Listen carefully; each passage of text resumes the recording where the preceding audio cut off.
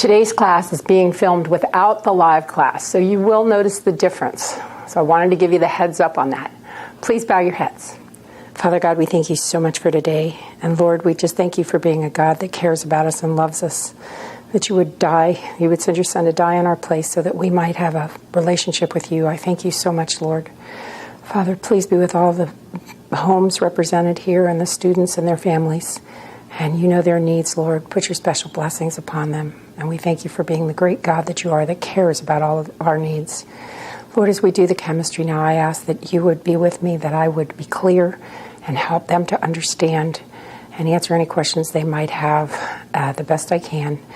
And be glorified in all this, Lord. And everything we learn, be glorified so that we might be prepared better to do your kingdom work that you have beforehand figured out that you want us to do, and help us to walk in that. We thank you, Lord, and we love you. Thank you for loving us first. In Jesus' name we pray. Amen. Okay, we are in Module 8, so let's do a quick review. In Module 8, we're actually learning about stoichiometry. And we said that stoichiometry was the relationship between the quantities in a balanced chemical equation. And the way we have those relationships established is by using the coefficients in the balanced chemical equation. We said that those coefficients could represent the number of molecules, or they could represent the number of moles in relation to one another. Or we learned last week that they could also, within the gases, they could be related to the different volumes of the different gases. But that only works with gases. There can be things other than gases in the chemical equation, but you can only use the volumes, that relationship between different gases within the equation. And that was Gay-Lussac's law. So we had, in the previous chapter, learned how to go from moles of one thing in the equation to moles of something else in the equation. And you just use some dimensional analysis. You use times line. Whatever you start with, you put it on the bottom. As far as the units, wherever you're trying to go, you put it on the top. And then you put the numbers in to your mole-to-mole relationship by using the stoichiometric coefficients in a balanced chemical equation. And that's why I've said over and over to you, this is why it's so important to put in the little 2's before you start to balance. It's so important to balance your equation correctly, because otherwise everything else you do is going to be messed up. So it's very, very important that you have the balancing done correctly before you go on. And then we did experiment 8.1. And in experiment 8.1, we learned what a limiting reactant was. And a limiting reactant is something that you run out of first. And so whatever you run out of first, that's what every other number in your equation has to be figured out from, calculated from, I guess would be a better word, because that's what you're going to run out of.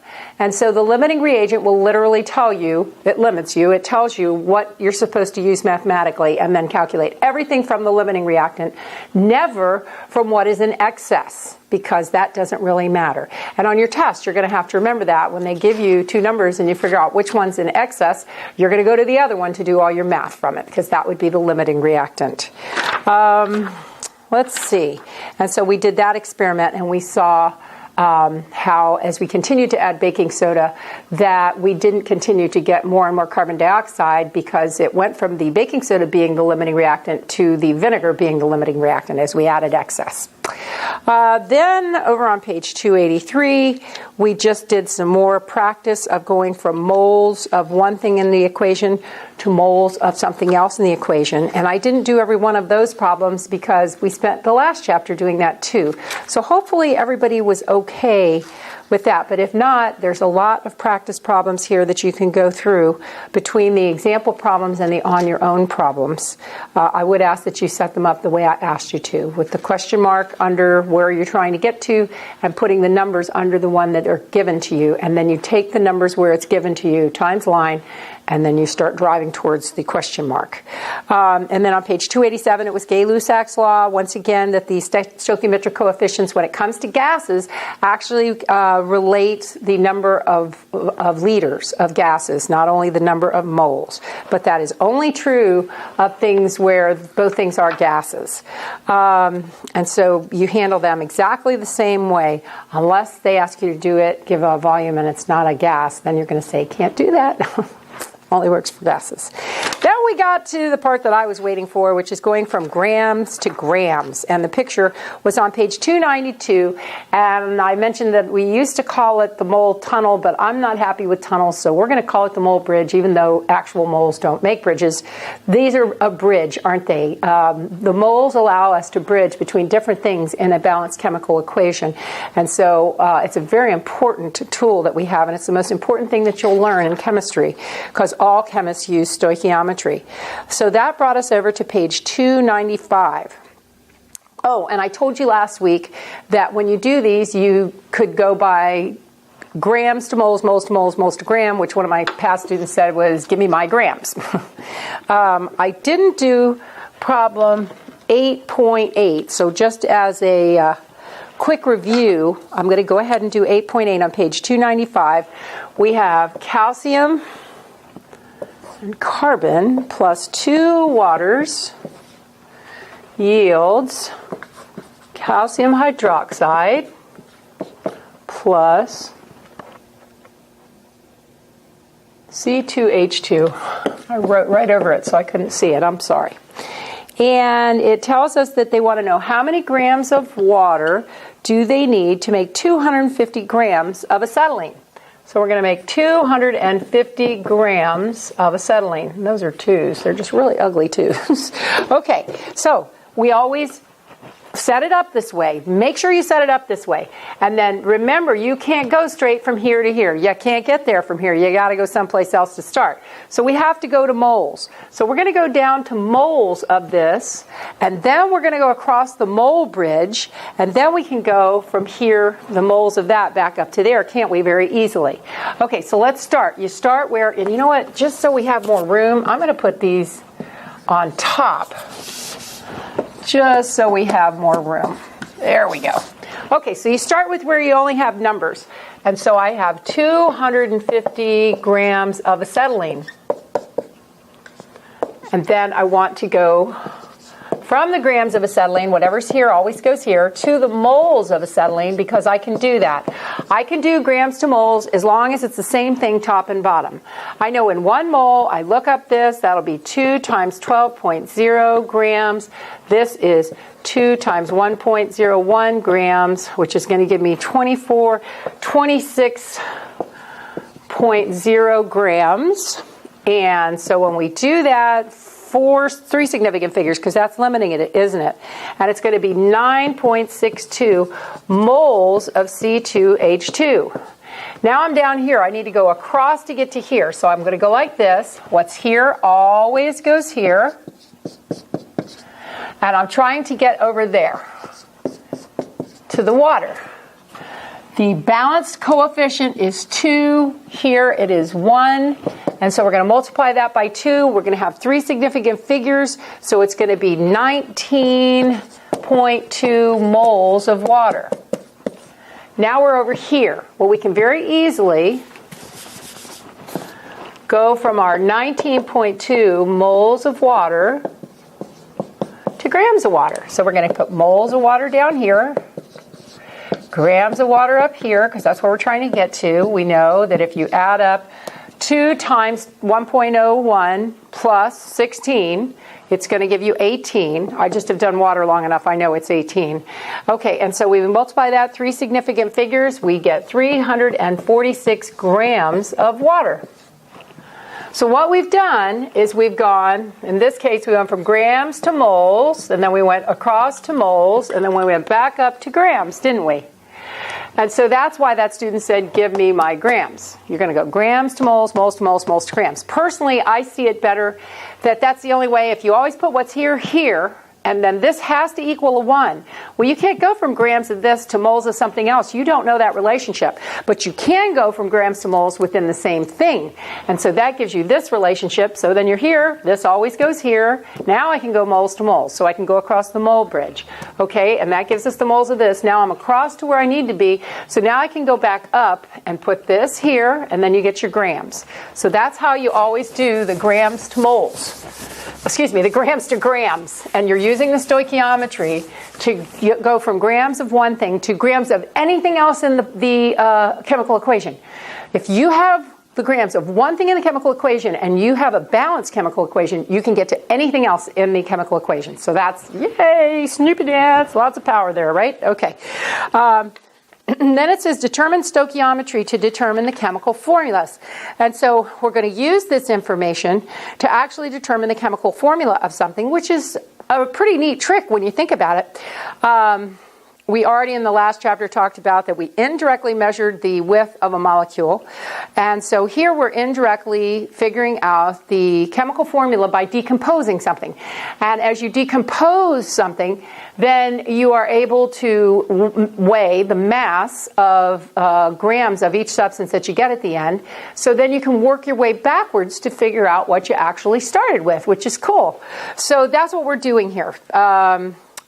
And so the example problem on page 296 shows you how you take that, and you know what, I'd rather just do a problem with you. So let's do a problem.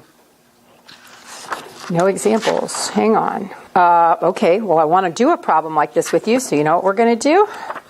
We're going to go over to the study guide. Turn to page 311 with me, please. Excuse me, 312. There we go. 312. Number 9. So this would be an example of the kind of problem we learned on 296. So 312, number 9. An unknown compound was decomposed into 316 grams of carbon, 26.3 grams of hydrogen, and 208 grams of oxygen. What is its empirical formula? And I guess I should tell you, because we haven't done it yet, that the empirical formula is actually defined for you on page 298. The empirical formula is the chemical formula with the lowest whole number, or the simplest whole number ratio of atoms in there. So if you can divide it through by anything, you do that. The lowest whole number ratio, that is the empirical formula, whereas the molecular formula tells you the actual number of atoms that are in the molecule. So like glucose is C6H12O6. You can divide everybody there by 6, can't you? So it would be CH2O would be the empirical formula for glucose.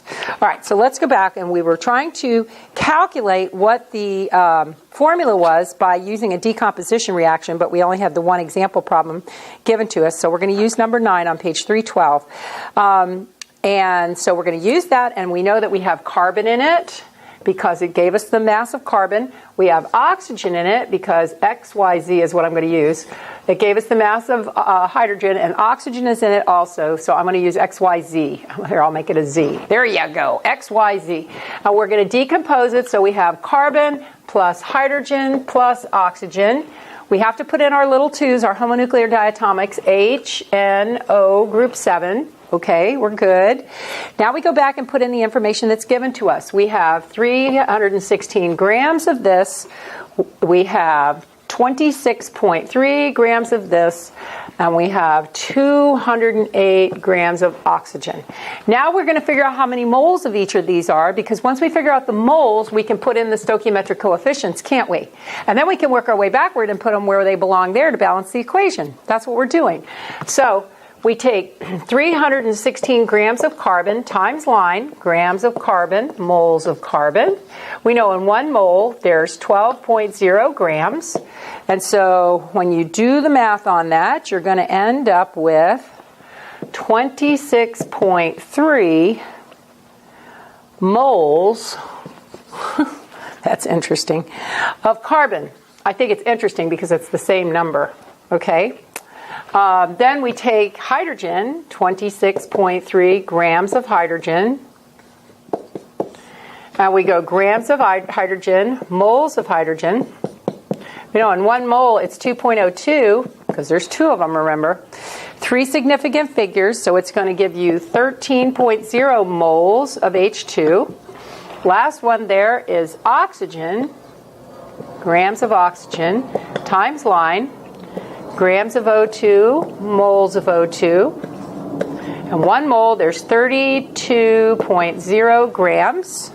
So that's going to give us 6.50 moles, that's an O, moles of oxygen. Now there's our moles of each of these. And if they came out in whole numbers, you would just plug them right in and then go backwards to balance your equation. They didn't come out in whole numbers, though. This is a reality. This is how it really came out. So what we do to get whole numbers is just divide everybody through by the smallest number here.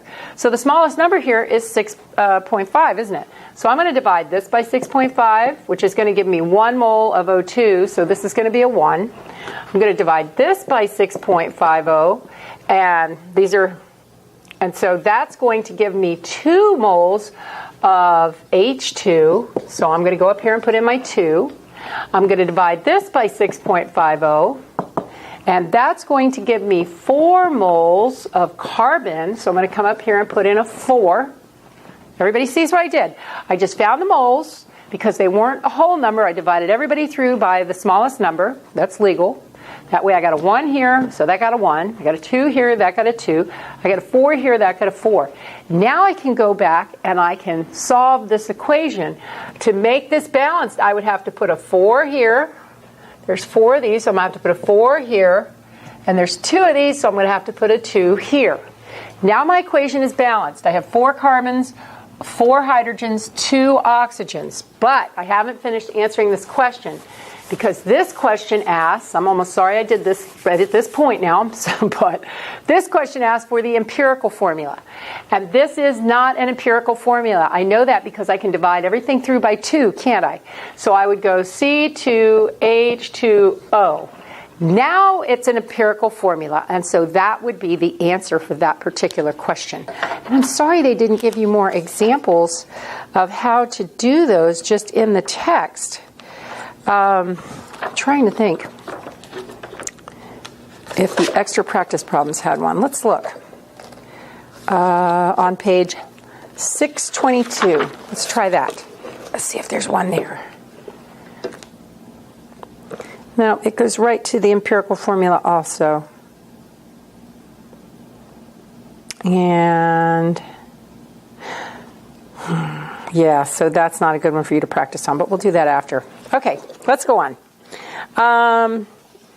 So on page 297 to 298, and once again on page 298, it actually defines for us what the molecular formula is, which is the chemical formula that provides the number of each atom in a molecule, like glucose being C6H12O6. And then the empirical formula is when you divide through so that you're actually down using the simplest whole number ratio. And so that's actually, believe it or not, what all ionic compounds are. All ionic compounds are given in their empirical formulas because, like salt, sodium chloride, NaCl, it actually is a huge molecule. That's why we can see it. They make crystals. So they give the empirical formula, which just shows you the ratio that they are to one another rather than giving you these ridiculous numbers. Whereas in covalent compounds, you have to give, it's very advantageous to give the actual molecular formula, and then you have to give more information, don't you? Because even though it's C6H12O6, there could be glucose, and there could be fructose, and there could be other simple sugars that have their isomers. They have the same chemical formula, but different shapes, and therefore they're different molecules. You learned about that in biology. Do you remember? Okay, let's see. So on page 299, the On Your Own, 8.9, it says, which of the following molecular formulas are also empirical formulas? If the formula is not an empirical formula, write the empirical formula for that molecule. So the first one, Al6O9, think about it, what can you divide that through by? 3, that's right. And so you would go to Al2O3. Now it's empirical, but it wasn't before, it was molecular. How about B? That's lead oxide, so PbO2. Well, 1 is a prime number, so you can't divide, so that's empirical.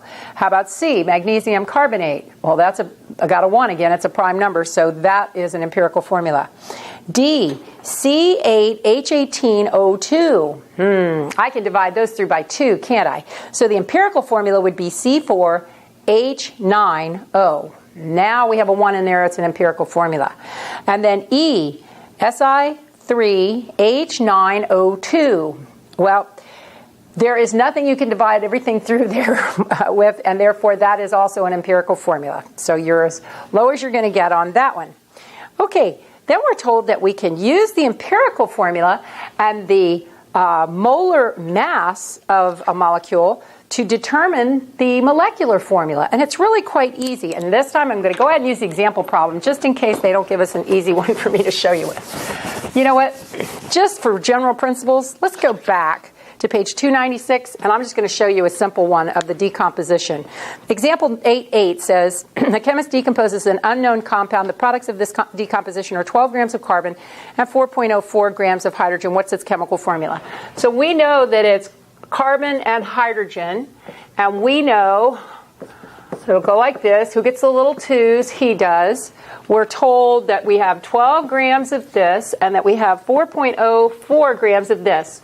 We have to go to the moles because that way we can tell what our stoichiometric coefficients are. Then we can work our way back and figure out what our subscripts are to balance our equation. We just take this grams of carbon times line, grams of carbon, moles of carbon. We know that in 1 mole there's 12.0 grams from your chart. We know that, and that's going to give us 1, isn't it? 1 mole of carbon. So we can leave that alone. Now let's do hydrogen. We have 4.04 grams of hydrogen times line, grams of hydrogen, moles of hydrogen. 1 mole, we have 2.02 because it's 1.01 times 2. So that's going to give us 2 moles of this. So we're going to go like that, 2. And now to make this true, we would come over here and it would be CH4, pre-2 is methane. And so now we have found the empirical formula for this, okay? We found the chemical formula of the unknown. So that was the simple version. You're not going to see that on the test. They're going to give you the harder version, so we've already done the harder version. Okay, let's go back over to page 301. And page 301, it defines for us the molar mass, which is the mass of 1 mole. And so back on page 299, let's do the example problem, 810. A compound's empirical formula is determined by experiment to be CH2O, which is a basic carbohydrate. In the separate experiment, the molecule's mass is determined to be 180.1 AMUs. What is the compound's molecular formula?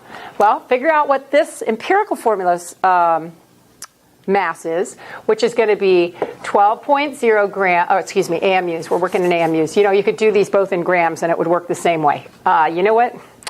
I'm going to do them both in grams because I don't like using AMUs if I don't have to.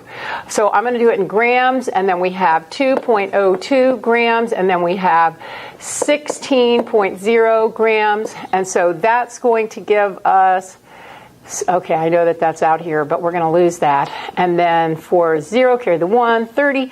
Okay, so it's 30 grams divided by 30 grams. So that's going to give us 6, isn't it?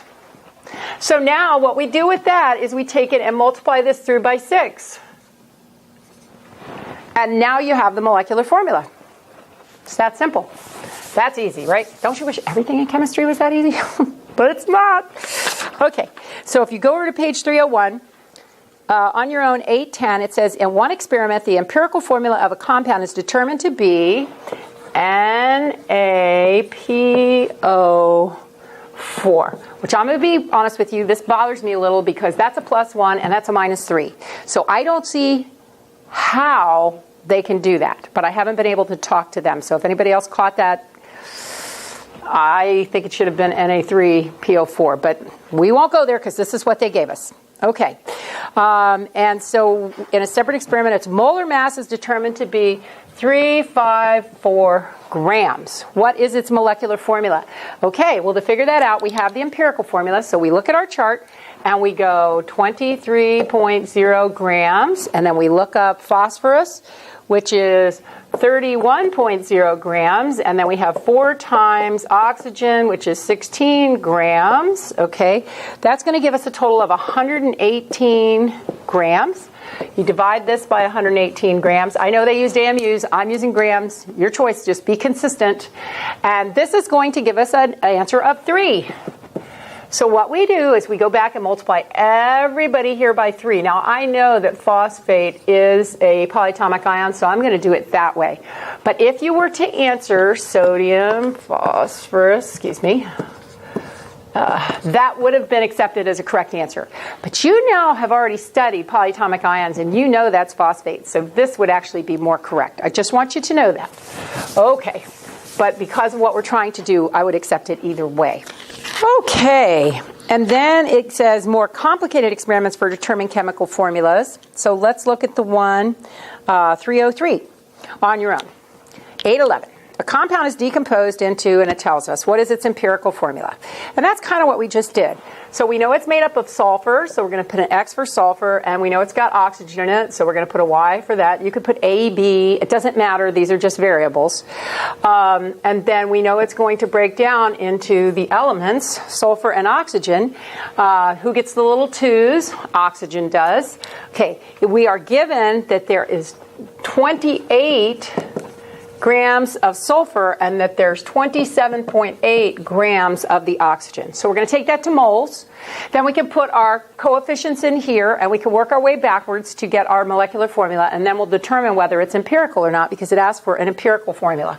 So we have 28.0 grams of sulfur times line, grams of sulfur, moles of sulfur. 1 mole, you look it up, and it's 32.1 grams, which is going to give us 0.872 moles of sulfur. Okay, and then we do oxygen, 27.8 grams of O2 times line. We know that grams of oxygen go down here, moles of oxygen goes up here, 132 goes down here. And so that's going to give us 0.869 moles of O2 here. Now, they're not ones. They're very close, but they're not ones. So you take the smaller one, which is going to be this one, divide both of them by the smaller one, so that we can get whole numbers. And basically, both of these are 1 mole, aren't they? This is 1 mole of of O2. Yes, to 3 significant figures. But I'm just looking for what goes in here. So we're not putting anything in there, are we? So now we put in our subscripts, and this is going to be a 2, and it's SO2. Now, is it an empirical formula? Yes, it's already empirical, so we don't have to do anything else to that. Okay, let's go over to the review problems. So that is on page 310. Define stoichiometry and explain why it is such a useful tool for chemists. Well, remember, the stoichiometry is how we relate quantities of the different substances in a chemical equation, and it's very useful because if we have the information on one thing in a balanced chemical equation, we can figure out anything else we need to as far as moles or grams of anything else in the equation. Very useful. Number 2, explain what a limiting reactant is and why it's so important. The limiting reactant is the thing that runs out first, which in real life is usually our money. But anyway, it's usually what runs out first, and you have to make all your calculations from the thing that's limited, because the ones in excess, it doesn't really matter. They're going to be left over, just like we saw in our experiment. Number 3, a chemist experiments with the following reaction, and then you've got the reaction. If he adds 15 moles of hydrochloric to 1 mole of potassium dichromate, which you should be able to do what I just did there, what is the limiting reactant? I want to show you this because I want to make sure that you don't miss this on your test. So we have this plus K2Cr2O7, blah, blah, blah, blah, blah. Okay, I'll go ... All right, because we don't need that part. Now, we have 15 moles of this that we're given, and we have 1 mole of this that we're given. Okay, which is the limiting reactant? Now, I want you to look. What is the stoichiometric relationship here? It's 1 to 14, isn't it? So I have a 1 here. I got an extra one of these here, don't I? Because it's a 1 to 14 relationship. Therefore, this is the limiting reactant. And do all your calculations from this. So then the next part says state gate. Okay, that doesn't affect. Okay, so they may on a test, though, from there ask you to do something else. You're going to do everything calculation-wise from this. Okay, because that's your limiting reactant. Number 4, state Gay-Lussac's law and explain how it is used. Remember, the stoichiometric coefficients in gases function just like the moles. You can do it in volumes. I'm sorry, I didn't say that part, did I? The volumes in gases function just like moles in a balanced chemical equation. And so that's Gay-Lussac's law. It only works with gases. It can't work with anything that's not a gas. So for number 5, a chemist wants to perform the following reaction, and it gives us that reaction. For which substances can she use Gay-Lussac's law to relate them to one another? You would look for the gases. So HCl is a gas in this, and CO2 is a gas in this. So those two things you could actually use volumes to relate back and forth to them due to what Gay-Lussac's law describes. Number 6, if a stoichiometric problem gives you the quantity of a substance in grams, what is the first thing you must do to solve the problem? You must go to moles. Why? Because you can't get back and forth between the different parts of a chemical equation unless you're going through the mole bridge. So you must go to moles first, convert to moles, and then you can get back and forth due to the stoichiometric relationship that we have. What is the difference between a molecular formula and an empirical formula? Remember, the molecular formula is actually how many atoms are in the molecule, whereas the empirical formula is the lowest simple whole number ratio that you see in the molecule. Number 7, that was number 7. Number 8, which of the following are empirical formulas? Well, the first one you could divide through by 2, so that's not empirical, it's molecular. B, you cannot divide through by anything. It's in its simplest whole number ratio, so B is an empirical formula. And C also cannot be divided through or simplified, and therefore it is also an empirical formula. Number 9, a compound has a molecular formula of C14H21O7. What is its empirical formula? Well, what can you divide everything there by? 7. Very good. And so it's C2H3O would be the empirical formula. Number 10, a compound has a molecular formula of H3PO4.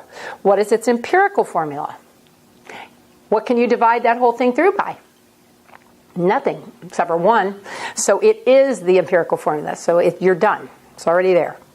Okay, let's go to the practice problems. Number 1, when 21.3 moles of C3H8 burn in XX oxygen, how many moles of CO2 will be formed? Assume this is a complete combustion. This is the kind of thing you're going to see on your test, because here you're actually doing everything yourself.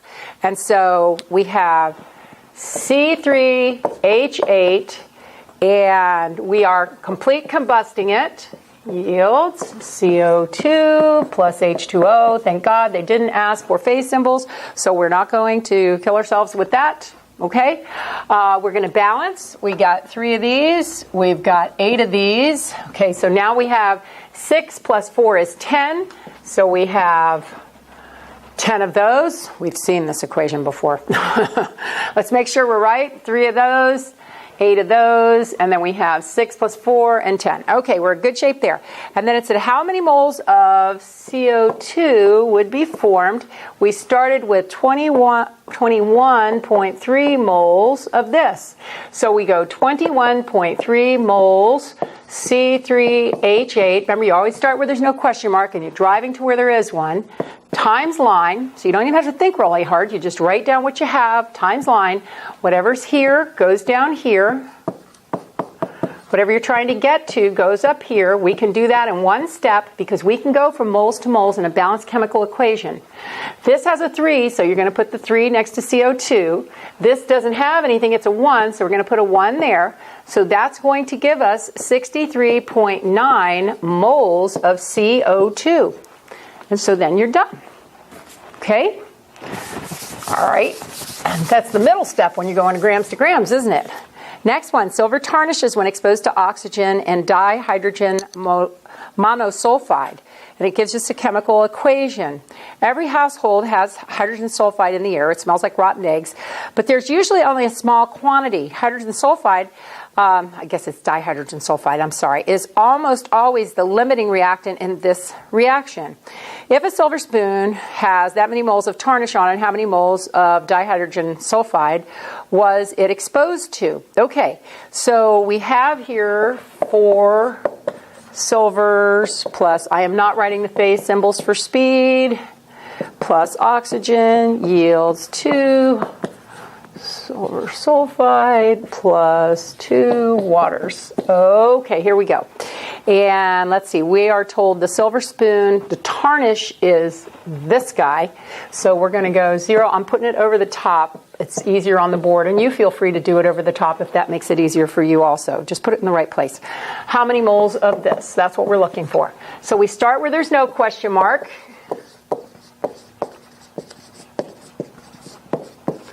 And then we times line.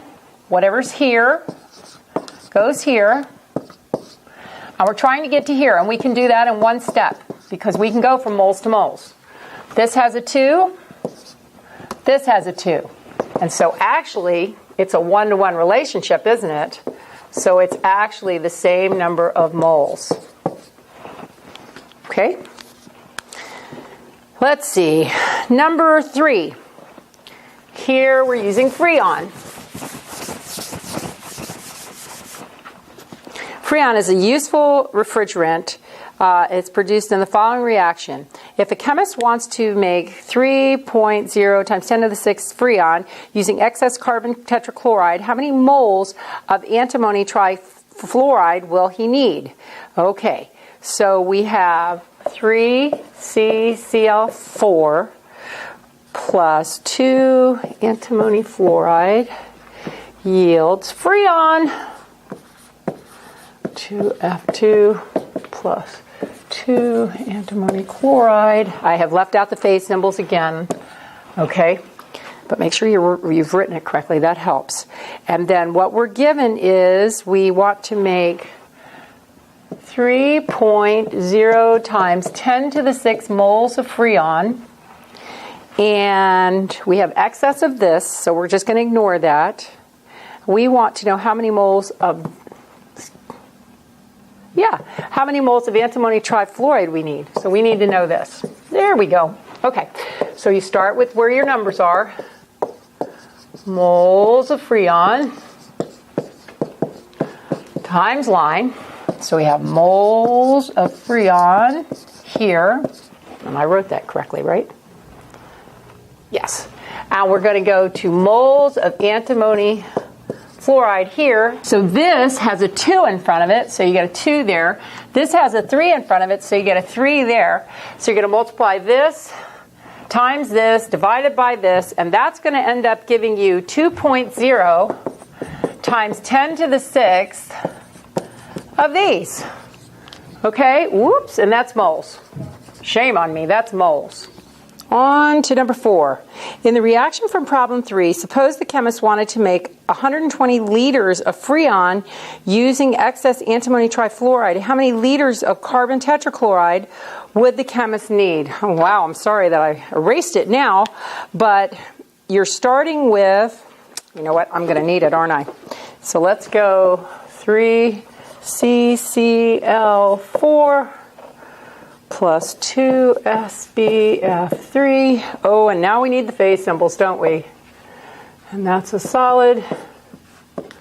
3CCl2F2, and that's gas, plus 2SbCl3, and that's a solid. Okay. So, did I get that right? 3 of those, 2 of those, 3 of those, 2 of those. Okay. And in this problem, they want to make 120 liters of Freon. So we have 120.0 liters of Freon. You know what? I'm going to put it up here just so we have more space. And we want to know how many liters of carbon tetrachloride we would need, which is a gas, so we can do that. We're going to start with the 120.0 liters CCl2F2 times line. And we can do this because they're both gases, aren't they? So we have liters of CCl2F2, and we're going to liters of CCl4. This is a 1-to-1 relationship, isn't it? 3 over 3, so it's going to give us 120 liters of CCl4. But I want to show it to you the right way. I don't want to just say, oh, it's a 1-to-1 relationship, and I just give it to you. Okay, so there it is. Okay, and we can do that because they're both gases. Number 5, to make a phosphorus fertilizer, agriculture companies use the following reaction, and we have that reaction. If that many grams of sulfuric acid are reacted with excess calcium something and water, how many grams of fertilizer can be made? Okay, so we have Ca3P2O8 plus 2 H2SO4 plus 4 waters yields fertilizer. You know what? And I'm going to put here fertilizer. So we know which one it is. And it is C. Let's see, are we doing moles to moles? No, we're not. CaH4P2O8. That's our fertilizer, right? Plus, and there's just, yep, and there's, I'm going to go like this because we're not going to use the end of that. We start with H2SO4, which is here, 9.80, whoops, I'm going to put it on top. I think it's going to give us a little more room. 9.80 times 10 to the third grams of H2SO4 are reacted with excess of the other two. How many grams of fertilizer will we make? So that's what we're looking for. So we're going to start where we have numbers. Grams of H2SO4 times line. We have grams of H2SO4, but I can't go from here to here through the grams, can I? I have to go through moles. So I've got to get to the moles of H2SO4. If I can get to the moles of H2SO4, then I can go back and forth here, can I? So 1 mole of this is 2 times 1.01 plus sulfur, which is 32.1, plus 4 times 64. And that's going to end up giving us, let's see. Yep, that's going to end up giving us 98.1. And so when we do that, it ends up giving us 99.9 moles of sulfuric. Now we can go between the different things. We can go from here to here. So we're going to go like this, and we're going to go moles of H2SO4 to moles of fertilizer. And there's a 1 here, and there's a 2 here. So we're going to literally divide that in 2. So it's going to give us 50.0 moles of fertilizer, which is, I'm going to need this now, CaH4P2O8 times line. We have the moles of CaH4P2O8. And we have the grams of the fertilizer up here. Okay, 1 mole of this, we'll have to add this up. And if you add up the calcium, which is 40.1, 4 times 1.01, the phosphorus, the 8 times the oxygen at 16, you're going to end up with the fertilizer 234.1 grams for 1 mole of fertilizer. And we need 3 significant figures in our answer. So our answer is going to be 11,700 grams of fertilizer. What we did was we went from grams of this to moles of this. Then we went across the mole bridge from moles to moles. Then we went back from moles to grams of this. And so that's how we did it. We started with 3 significant figures, so we ended with 3 significant figures, which is very helpful. And it's usually going to be that way, unless there's some other number that's going to limit your significant figures that comes into play while you're working on it. Number 6, phosphogene was once used as chemical warfare. It reacts with water in the lungs, and so the product, HCl, burns the lining of the lungs, making them unable to function. By breathing in phosphogene, a person will eventually suffocate. Assuming that 5 grams of hydrochloric in the lungs is deadly, how many grams of phosphogene would a person need to breathe to die? Oh, lovely thought. Okay. So we have COCl2 plus H2O yields CO2 plus 2HCl. And we're told that if you breathe in 5 grams, that it's deadly.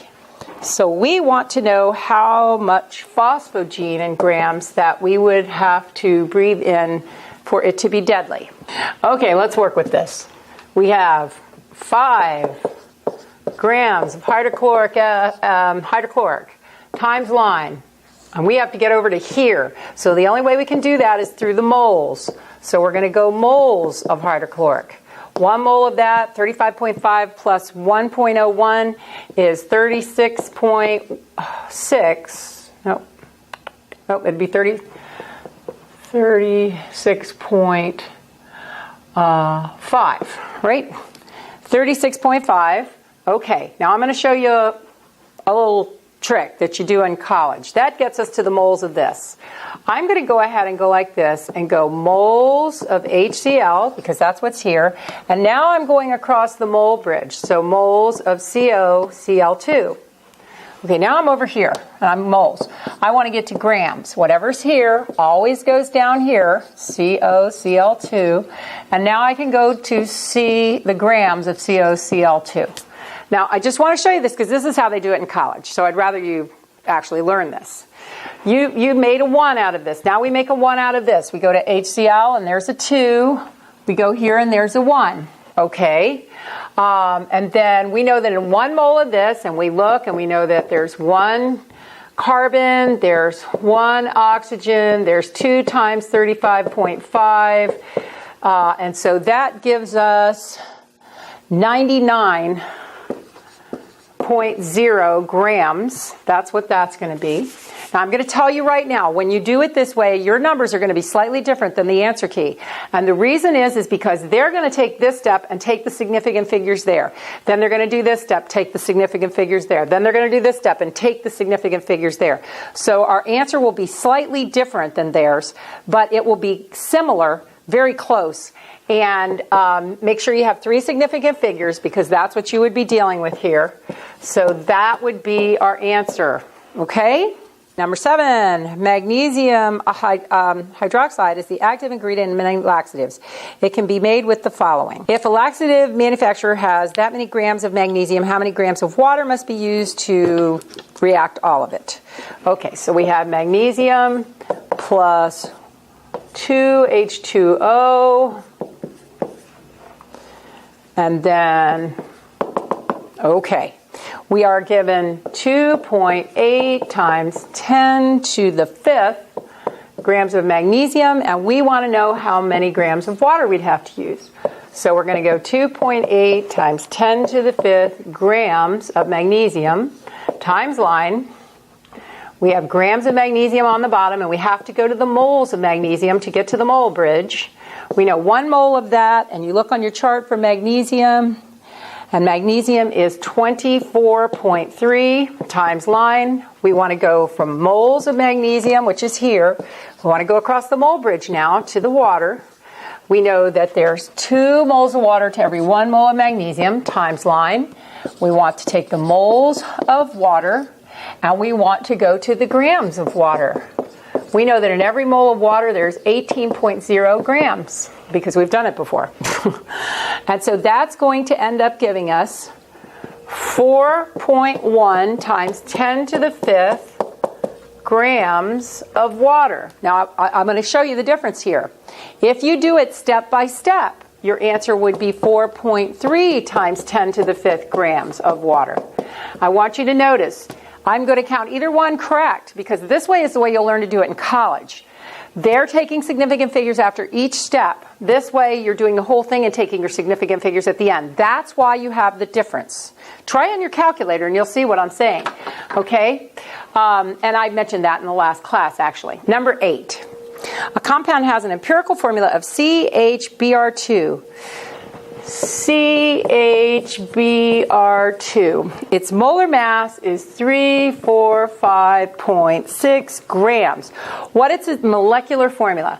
So let's figure out what this mass would be, the empirical formula's mass. So that would be 12.0 grams, 1.01 grams, and 2 times bromine, which is 79.9 grams. And so when we do all that, we get 172.8 8 grams. So we divide the molecular formula's mass by the empirical formula's mass, and that gives us a 2. And so then we just go back through here and multiply by 2. And that would be the molecular formula. So that's number 8. Okay. Sorry, get out of the way here. And then we go to number 9. And number 9, an unknown compound was decomposed into, and then we've got, we already did that one. So we have the empirical formula that we found. We already did that one. Let's go to number 10. Number 10, a dry cleaning compound was decomposed into carbon, chlorine, and chlorine. In a separate experiment, its molar mass was determined to be 166 grams. What is the molecular formula of the compound? Here they're actually using a bunch of the different things we learned together. So let's do this one. So we have carbon and chloride are the two things that are in our unknown compound. So then we have carbon plus chloride, HNO, this is group 7, so we're going to give it a 2. And then we are told that there's 145 grams of carbon and 855 grams of chlorine. Okay. So let's first figure out what the formula is. We're going to take these to moles. So we have 145 grams of carbon times line, grams of carbon down here, moles of carbon up here. 1 mole is 12.0 grams. And so that's going to end up giving us 12.1 moles. Then we go 855 grams of chlorine times line, grams of chlorine down here, moles of chlorine up here. 1 mole is 71.0 grams. Okay, so that's going to end up giving us 12 moles. This is carbon, this is chlorine. Okay, that's a 1-to-1 relationship, isn't it? If you divide them both by 12.0, it's a 1-to-1 relationship, so we can leave that. And so that's going to give us a empirical formula of 1 carbon, 2 chlorines, so CCl2. That's our empirical formula. Now let's go on because we're not finished. Its molar mass is determined to be 166.0 grams. Let's see what that weighs, the empirical formula, because then we'll divide them. The empirical formula would be 12.0 grams plus 2 times 35.5 grams, and so that's going to give us 83 grams. So we're going to come over here and divide this by 83 grams, and that's going to give us 2, isn't it? 2. And so we go back and we take our empirical formula and we multiply it through by 2, so our molecular formula is going to be this. And it asks for the molecular formula of the compound, so it's going to be that. So we had a few steps, didn't we? We found the moles so that we could put them in here and get our empirical formula. Once we got our empirical formula, we had the molar mass that was given to us. And so we could take what this mass added up to be and use that to divide into our molar mass to get how many times we needed to multiply everybody by, and then we could multiply it. On this test, be very careful. If they ask for the empirical formula, don't stop with the molecular formula. Go to the empirical formula. If they ask for the molecular formula, don't stop with the empirical formula. Go to the molecular formula. So make sure you answer the question they ask for. And even in the multiple choice, remember that they'll have all the wrong answers there. That's the whole way that this works. Stoichiometry, very, very important what you're learning.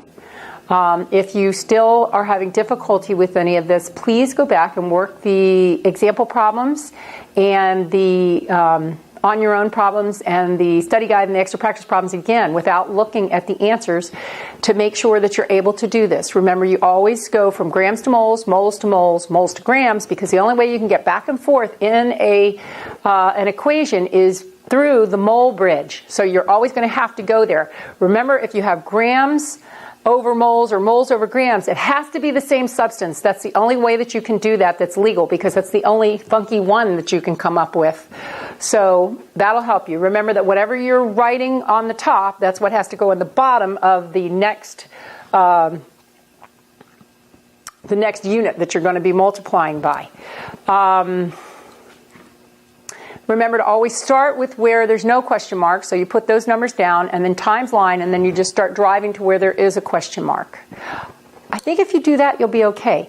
The empirical formulas, when you're figuring out, remember, empirical formula is in its lowest form, whole number form. The molecular formula is actually how many that are in the molecule, so that won't necessarily be in the lowest form.